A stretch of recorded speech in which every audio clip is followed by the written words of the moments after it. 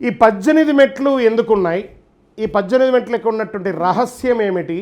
ఎందుకు ఈ అయ్యప్ప స్వామి దేవాలయానికి 18 మెట్లు అంటున్నారు? దీనికి ఏమైనా ఉందా అండి అని అంటే, ఈ స్వామివారు మగిషి అనే రాక్షసుని సంహరించిన తర్వాత పుడిపాలు తీసుకొని పందల రాజ్యంలోకి వెళ్ళగానే అప్పుడు స్వామివారు అంటున్నారు, అయ్యా నువ్వు వచ్చి ఈ రాజ్యాన్ని ఏలుకోమనికంట, మేము చేసిన తప్పిదాలన్నింటి నమస్కారం చేయాలంటే లేదు. నేను ఏం చెప్తున్నాడో అప్పుడు ఆయన చెప్తున్నాడు, ఘోరాటవి పునరాగమనాయ నమః. నేను ఘోరాటవికి వెళ్ళబోతున్నాను. ఎందుకయ్యా?